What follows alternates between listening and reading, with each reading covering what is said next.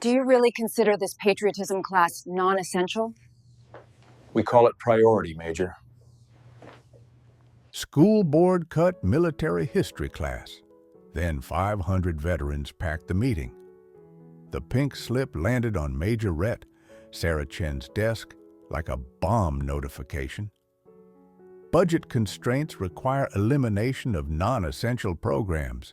Superintendent Wallace had written, dismissing 3 decades of American military sacrifice as outdated curriculum. But the woman who'd commanded logistics operations in Afghanistan wasn't about to let her country's heroes be erased from textbooks without a fight. Sarah's military history and leadership class had been Lincoln High's crown jewel, where students learned that freedom wasn't free and democracy wasn't guaranteed. Now the school board wanted to redirect her $85,000 salary toward a new football scoreboard, while America's stories of sacrifice gathered dust in storage boxes. What happened next would prove that some battles are fought in school board meetings rather than foreign battlefields, that veterans never stop serving their country, and that when you threaten to erase military history, 500 heroes will remind you why it matters. Lincoln High School dominated the suburban landscape of Cedar Ridge, Colorado, where military families from nearby Peterson Space Force Base mixed uneasily with civilian communities that took freedom for granted. The 2025 school year had brought budget pressures that revealed institutional priorities. Sports programs received increases while educational offerings faced the axe.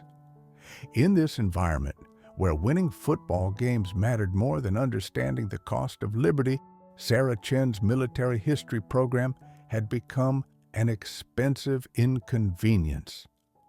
The Cedar Ridge School District embodied modern American educational priorities.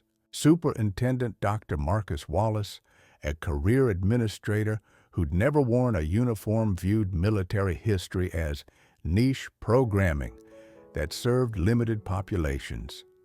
His vision focused on STEM initiatives and athletic excellence that would attract families and boost property values. The school board, dominated by business leaders and sports boosters, supported his agenda without questioning the educational impact on military families or the broader implications of historical ignorance. Sarah's journey from battlefield commander to classroom educator had been driven by purpose beyond personal career advancement. 23 years in the Army, rising from second lieutenant to major through competence and courage. Her deployments to Iraq, Afghanistan, and Syria had taught her that military history wasn't academic theory. It was lived experience that shaped nations and defined civilizations. Her Bronze Star and Combat Action Badge weren't classroom decorations. They were reminders that some lessons could only be learned through sacrifice. The transition from military service to civilian education had been challenging, but rewarding. Sarah's understanding of leadership, logistics, and human nature translated perfectly to teaching teenagers about strategy, sacrifice, and service. Her military history and leadership class wasn't just about dates and battles. It was about character development, civic responsibility, and understanding that democracy required constant vigilance. Students learned about Valley Forge and Gettysburg, but also about Normandy and Kandahar, connecting historical sacrifice to contemporary freedom. Her classroom had become a sanctuary for military children who understood the cost of service, civilian students who never considered military careers, and everyone in between who needed to understand that freedom wasn't an accident of geography, but the product of generational sacrifice. The program's success was measured not just in test scores, but in character development, with graduates entering military academies, ROTC programs, and civilian careers with deeper understanding of American values. The school district's financial crisis was real, but reflected misplaced priorities rather than genuine scarcity.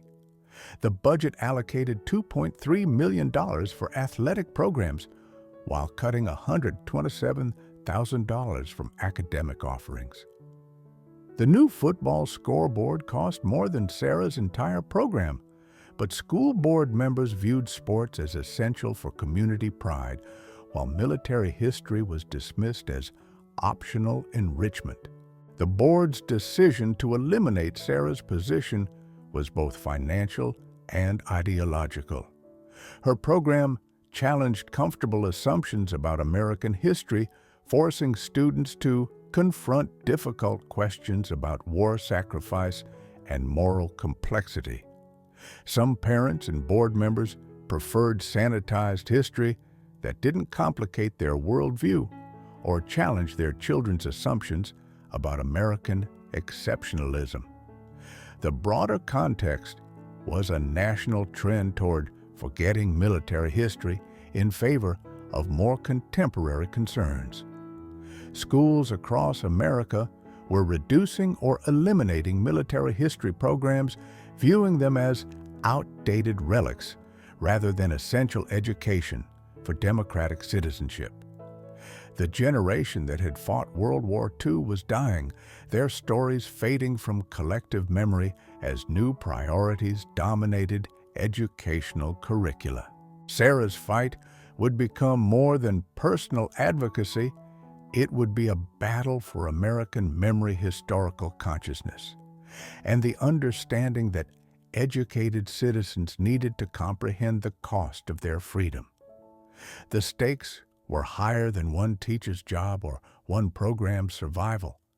They encompassed the fundamental question of whether America would remember its heroes or allow their sacrifices to fade into institutional indifference. The termination meeting was scheduled for 1,500 hours on a Tuesday, the timing chosen to minimize disruption and media attention.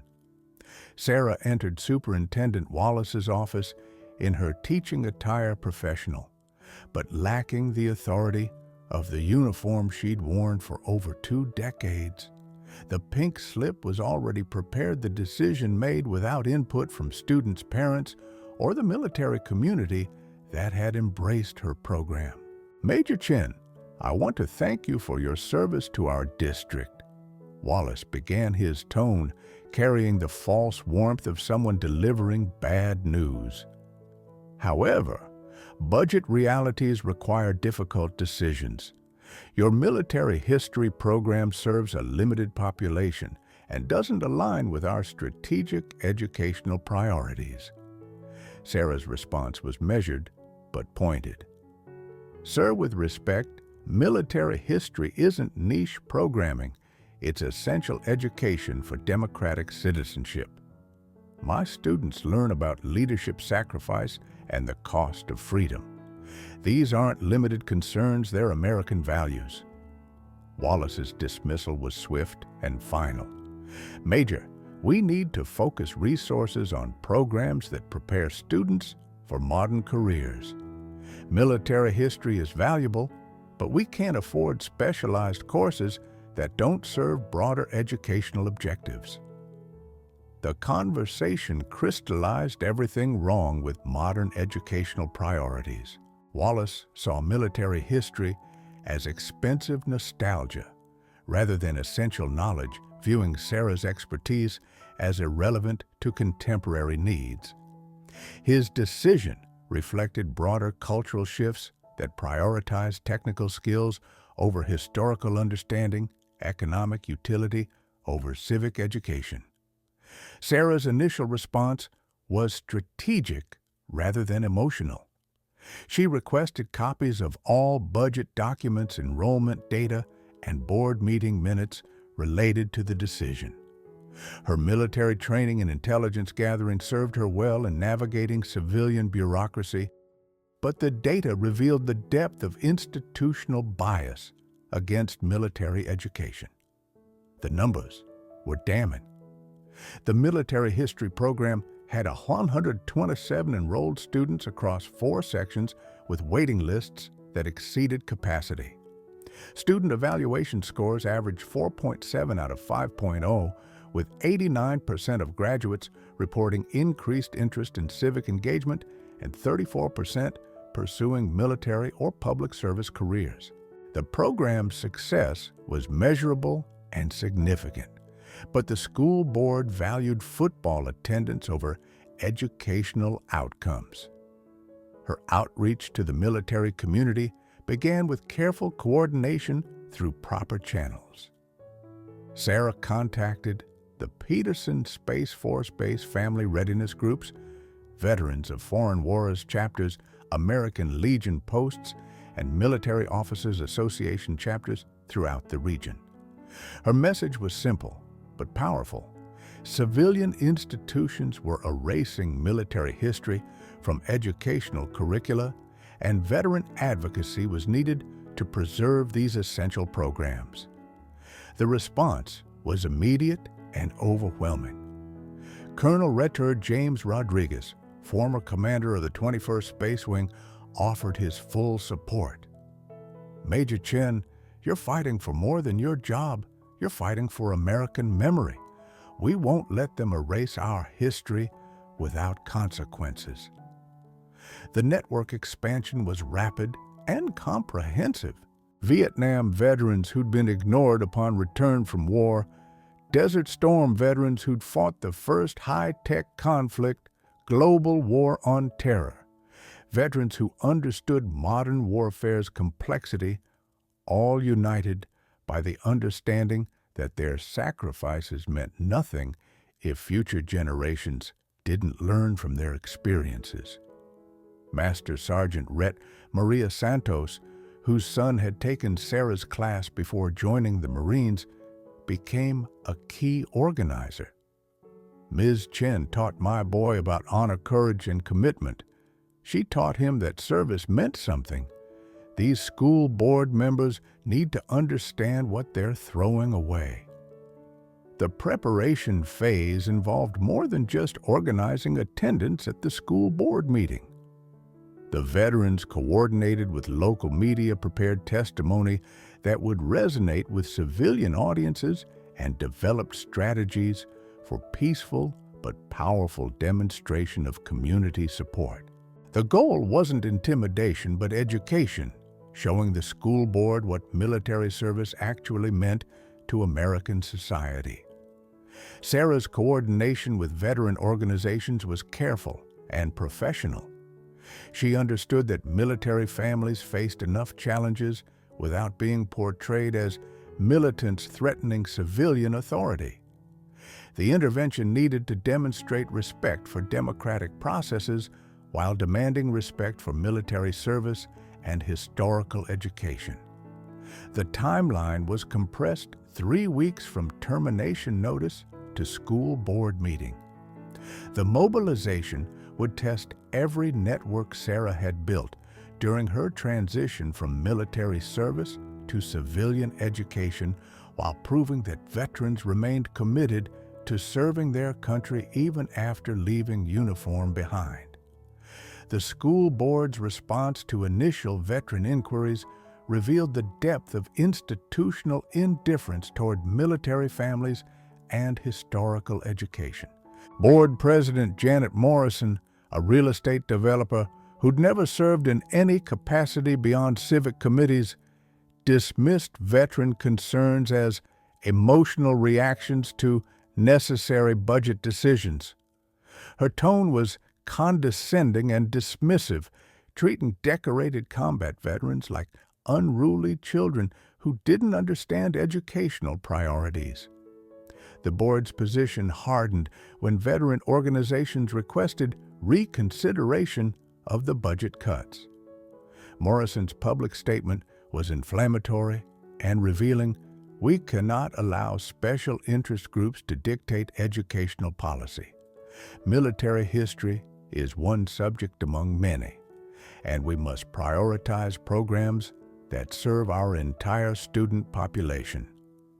The characterization of military families as special interests ignited veteran outrage across the region. The escalation accelerated when local media began covering the story. The Cedar Ridge Gazette's initial article, "School District Cuts Military History Program," attracted statewide attention as veteran advocacy groups shared the story through social media networks. The narrative was compelling, decorated combat veteran and beloved teacher losing her position while the school district spent millions on athletic facilities. Sarah's classroom became a pilgrimage site as current and former students, their parents, and community members stopped by to express support. The displays of military artifacts, historical documents, and student projects told the story of American sacrifice in ways that budget spreadsheets couldn't capture. Her walls were covered with thank you letters from graduates serving in the military, photographs from battlefield tours, and evidence of the program's transformative impact on student lives. The opposition's tactics became increasingly desperate as veteran support grew. Superintendent Wallace attempted to control the narrative by emphasizing the program's cost and limited enrollment, but his arguments fell apart under scrutiny. The military history program cost less per student than the football team's equipment budget, while serving more students than several other specialized courses that weren't facing elimination. Board member Tom Jenkins, whose construction company had benefited from school district contracts, publicly questioned whether military history was appropriate for modern students. "We need to prepare our children for the future, not dwell on conflicts from the past," he declared, apparently unaware that military history encompassed contemporary operations in Iraq, Afghanistan, and other global hotspots. The institutional bias became more apparent as the controversy intensified. School board meetings had historically been sparsely attended affairs dominated by sports boosters and parent groups advocating for specific programs. The prospect of hundreds of veterans attending a board meeting created anxiety among officials who preferred to make decisions without public scrutiny. Sarah's character was attacked by supporters of the budget cuts who portrayed her as an activist teacher who was politicizing education. The accusations were particularly galling, given her scrupulous attention to presenting balanced factual accounts of military history without partisan interpretation. Her teaching evaluations, student testimonials, and academic credentials were exemplary, but critics focused on her military service as evidence of bias. The community polarization was intense and revealing. Military families, veterans, and supporters of historical education rallied behind Sarah and her program.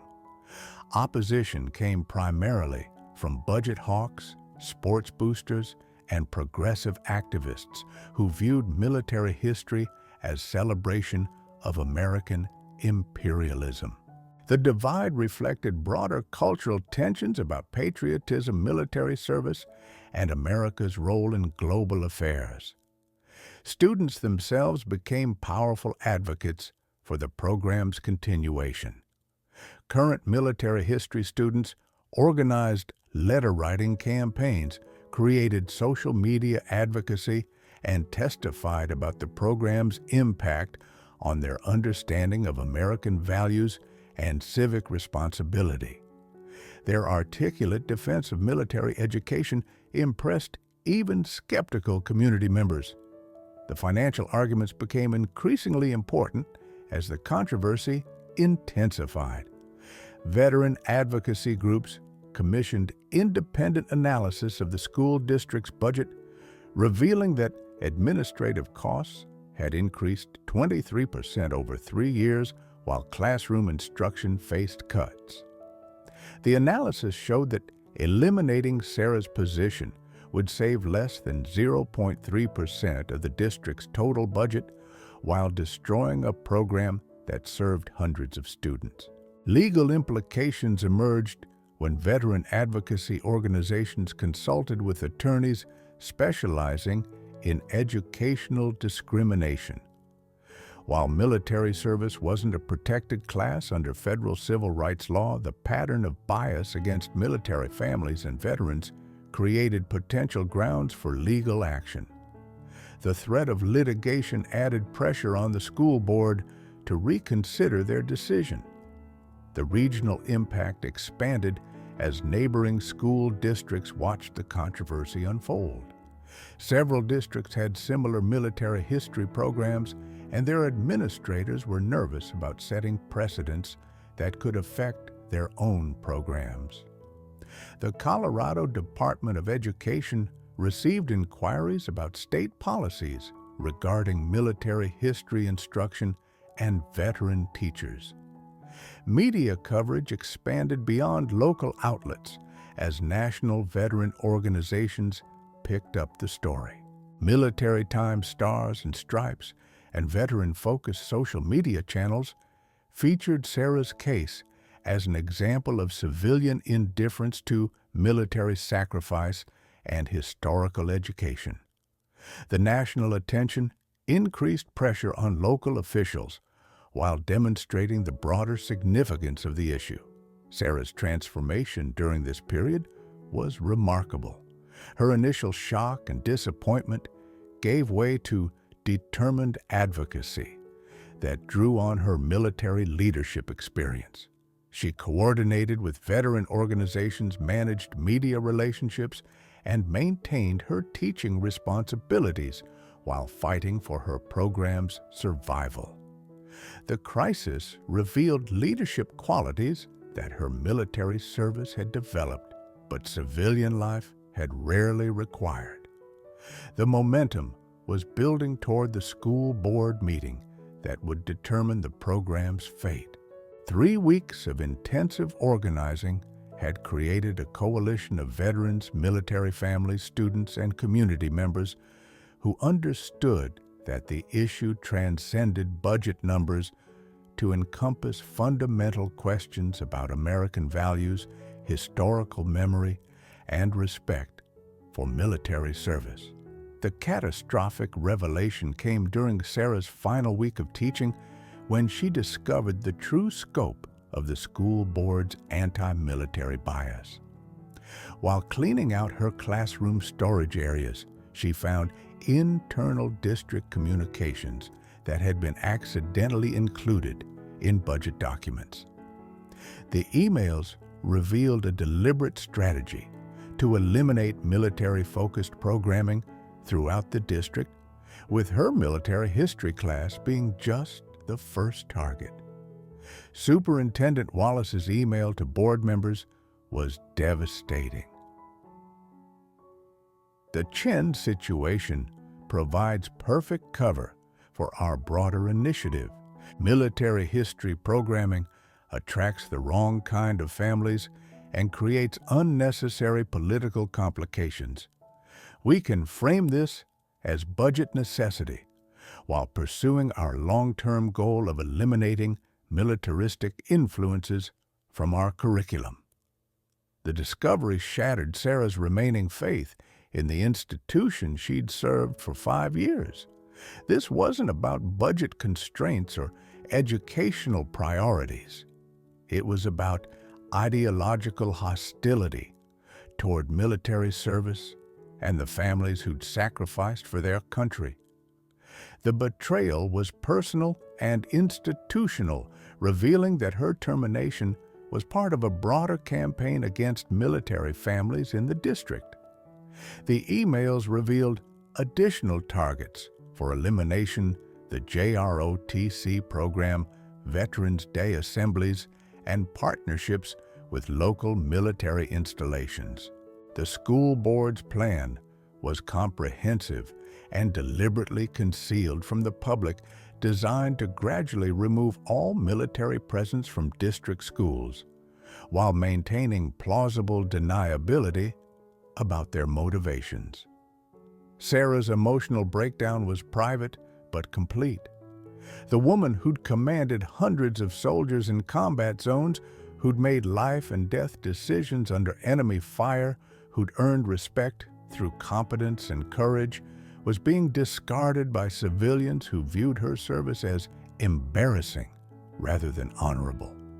The psychological impact was devastating, triggering combat stress responses that she'd managed successfully for years. The leaked documents created a firestorm when veteran advocacy groups shared them with local media. The Cedar Ridge Gazette's investigative reporter, himself a veteran, confirmed the documents' authenticity through Freedom of Information Act requests. The story exploded across social media as veterans nationwide shared their outrage at the school board's deception and anti-military bias. The institutional crisis deepened when current and former students learned about the board's true intentions. Jessica Martinez, a senior who planned to attend West Point, spoke for many when she testified, "Mrs. Chen taught us that service means sacrifice. Now, we're learning that our school board sees that sacrifice as something to be hidden rather than honored." The community's response was immediate and intense. Military families who trusted the school district with their children's education felt betrayed by officials who'd smiled at them during public events while privately working to eliminate military influence from schools. The anger was personal and political, encompassing both individual treatment and broader cultural disrespect. Sarah's career faced complete destruction as the controversy intensified. The leaked emails had destroyed any possibility of reconciliation with district leadership, while the national attention made her unemployable in other school districts that might view her as a troublemaker. Her pension was intact, but her identity as an educator was under attack by people who'd never risked anything for their communities. The darkest moment came when Sarah considered abandoning the fight and accepting defeat. The institutional hostility was overwhelming, the personal attacks were exhausting, and the prospect of continuing the battle seemed futile against entrenched bias and political power. Her military training and resilience was being tested by civilian bureaucracy that operated without honor or accountability. The breaking point arrived when Sarah's daughter, a sophomore at Lincoln High, came home in tears after being confronted by classmates whose parents supported the school board.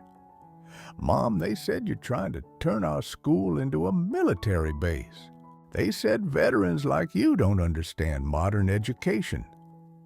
The attack on her daughter was the final straw that transformed Sarah's defensive response into offensive action.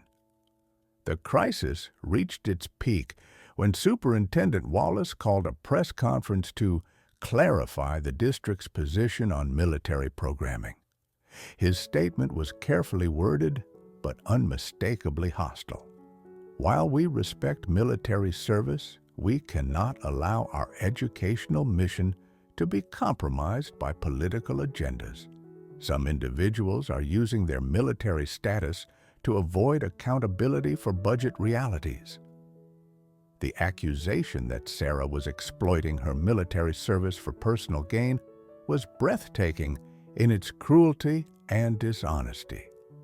The woman who'd risked her life for American values was being accused of manipulating those same values for selfish purposes. The institutional gaslighting was complete. The school board was portraying themselves as victims of military intimidation while systematically discriminating against veteran families. The moment of truth was approaching as the school board meeting date arrived. Sarah had reached her lowest point, professionally isolated, personally attacked, and institutionally betrayed. But the crisis had also revealed the strength of veteran solidarity and community support that would prove decisive in the coming confrontation. The darkest hour was about to give way to the dawn of institutional accountability. The transformation began at 1800 hours when the first veterans arrived at Lincoln High School's auditorium 2 hours before the scheduled board meeting. They came not as protesters, but as concerned citizens, their presence dignified and purposeful. Master Sergeant Rhett Rodriguez coordinated parking and entry procedures with military precision, ensuring that the demonstration would be professional rather than chaotic. By 1900 hours, the auditorium was filled to capacity with over 500 veterans representing every branch of service and every American conflict since Vietnam. The visual impact was overwhelming: dress blues, service ribbons, and quiet dignity that spoke louder than any protest chants. The school board, accustomed to meetings attended by fewer than 20 people, faced an audience that commanded respect through earned authority. Sarah's entrance was met with sustained applause from the veteran community, her teaching colleagues, and hundreds of current and former students who'd driven from across Colorado to support her program. The woman who'd been isolated and attacked by school board members was surrounded by people who understood the value of her service and the importance of her educational mission. Superintendent Wallace's opening statement was defensive and tone-deaf, focusing on budget constraints while ignoring the documented evidence of anti-military bias. Tonight's agenda concerns routine personnel and budget matters. We appreciate everyone's interest, but board policies limit public comment to scheduled items. His attempt to control the narrative was immediately challenged by the overwhelming veteran presence. Colonel Reta Rodriguez's request to address the board was granted after legal consultation confirmed that public comment periods couldn't be arbitrarily restricted. His testimony was delivered with the authority of 30 years of military service and the moral clarity of someone who'd earned his right to speak about sacrifice. Board members, you've made a decision to eliminate military history from your curriculum while spending millions on athletic facilities. Major Chen's program doesn't just teach about wars, it teaches about the cost of freedom, the importance of service, and the character that makes democracy possible. The Colonel's presentation of Sarah's program statistics was devastating to the board's narrative. This program has a 97% student satisfaction rate, generates more college scholarship awards than any other department, and produces graduates who serve their communities as military officers, teachers, and civic leaders. You're not cutting a budget item, you're destroying American education. The testimonial phase was emotionally overwhelming as current and former students shared how Sarah's program had changed their lives. Private First Class Tommy Chen, a recent graduate serving with the 80th 2nd Airborne, spoke via video link from Fort Bragg. Mrs. Chen taught me that freedom isn't free and service isn't just a slogan. Because of her class, I understood what I was signing up for when I enlisted. Senior Jessica Martinez's testimony was particularly powerful. Mrs. Chen's class taught me about leadership sacrifice and moral courage. I'm going to West Point because she showed me that military service is about protecting others, not just following orders. If you eliminate this program, you're telling students that military service doesn't matter. The breakthrough came when board member Susan Williams, the only veteran on the 7-member board, broke ranks and demanded answers about the leaked emails. Mr. Wallace, I've reviewed the internal communications that have been made public. This isn't about budget constraints. This is about institutional bias against military families. I call for your immediate resignation and full restoration of Major Chen's program. Wallace's response was desperate and revealing. Board member Williams is out of order. These personnel decisions are based on educational priorities, not personal opinions about military service. His refusal to address the documentary evidence of anti-military bias confirmed everything the veteran community suspected about his motivations.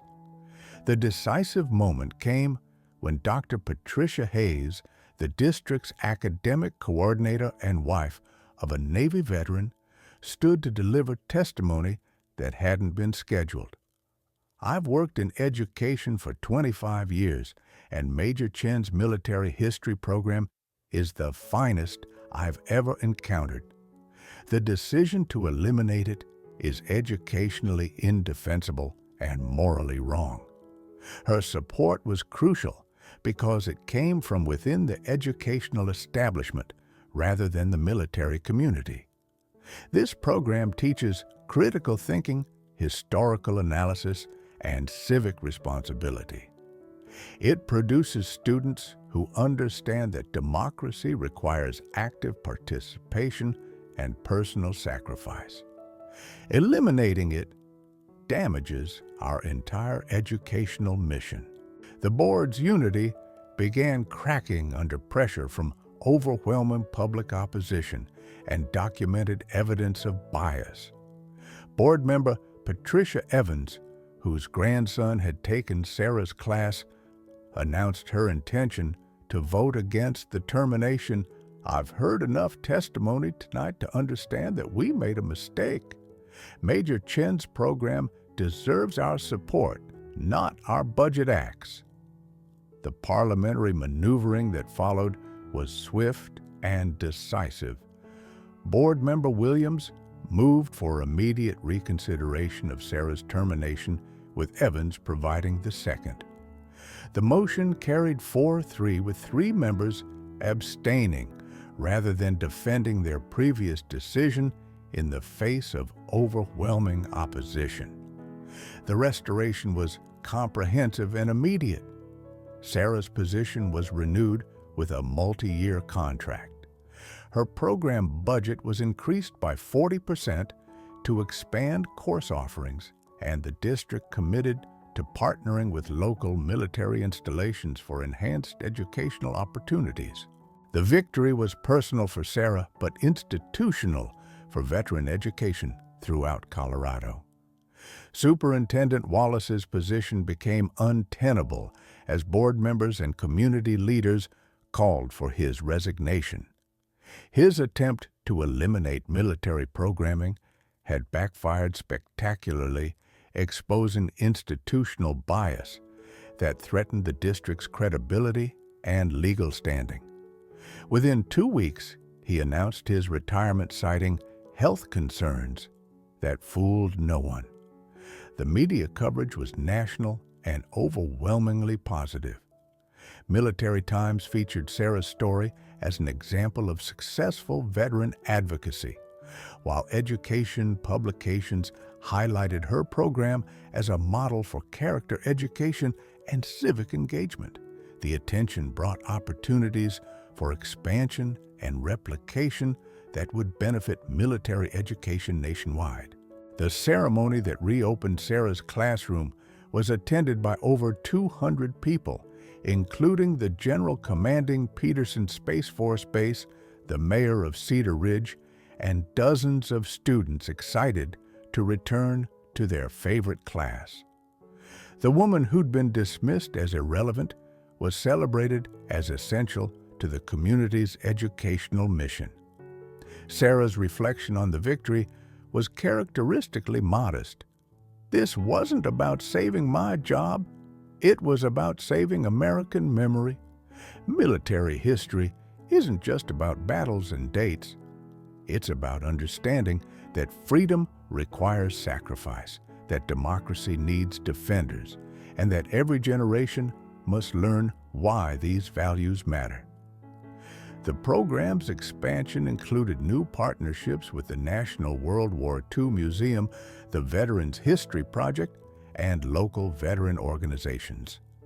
Students would have opportunities for internships, research projects, and mentorship relationships that connected classroom learning to real-world service. The victory had created possibilities that exceeded the original program's scope. The broader impact extended throughout Colorado's educational system as other districts reviewed their own military history offerings. The Cedar Ridge controversy had demonstrated both the risks of eliminating military education and the benefits of veteran community engagement. Several districts immediately expanded their military history programming to avoid similar conflicts. The legal precedent was equally significant. The documented evidence of anti-military bias provided grounds for future litigation against school districts that discriminated against veteran teachers or military families. Civil rights organizations added military service to their advocacy agenda, recognizing that veteran rights were human rights deserving protection. The Sarah Chen Protocol became the standard for protecting military education programs throughout Colorado and beyond. The comprehensive approach to veteran advocacy included documentation of institutional bias, mobilization of military communities, strategic media engagement, and legal preparation that created sustainable change. The model was replicated in Texas, Virginia, and other states where military families faced educational discrimination. The immediate consequences transformed Cedar Ridge School District's relationship with military families and veteran education. The expanded military history program became the district's flagship offering, attracting students from neighboring communities and generating positive media attention that enhanced the district's reputation. Property values in areas served by the district increased as military families specifically chose Cedar Ridge for its commitment to military education. Sarah's program expansion included new courses in military leadership, veteran studies, and civic engagement that served over 400 students annually. The curriculum incorporated modern military operations, veteran transition challenges, and civil-military relations that prepared students for citizenship in a democracy defended by military service. The program's graduates entered military academies, ROTC programs, and civilian careers with deeper understanding of American values. The legislative impact was significant and lasting. The Colorado General Assembly passed the Veterans Education Protection Act, requiring school districts to justify elimination of military history programs and mandating veteran cultural competency training for school board members.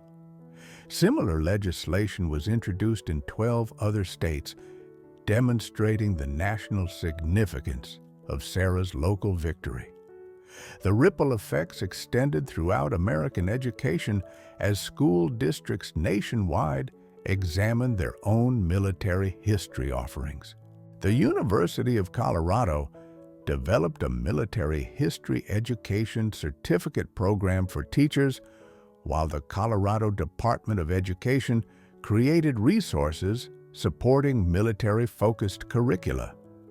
The academic legitimacy of military history was firmly established through institutional recognition and support.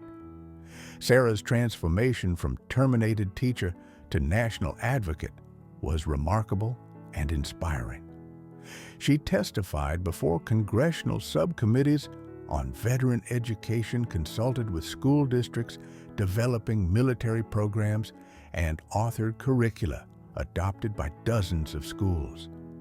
Her expertise in military history education became nationally recognized, leading to speaking engagements and consulting opportunities that expanded her influence far beyond Cedar Ridge. The veteran community's mobilization for Sarah's cause created lasting networks that supported military families facing similar challenges. The coalition that saved her program evolved into a permanent advocacy organization monitoring veteran rights in education, healthcare, and employment. The success demonstrated that veteran political engagement could achieve concrete results when properly organized and strategically focused. The cultural impact was equally profound. The controversy forced communities nationwide to examine their attitudes toward military service and veteran contributions. The overwhelming support for Sarah's program demonstrated that most Americans respected military sacrifice and wanted their children to learn about military history. The victory validated military families' place in American society while challenging institutional biases that had marginalized veteran concerns. The educational legacy continued expanding years after Sarah's victory. Her students became teachers, military officers, civic leaders, and engaged citizens who understood the connection between military service and democratic values. The program's impact was measurable in graduation rates, college attendance, military enlistment, and civic engagement that demonstrated the lasting value of quality military education.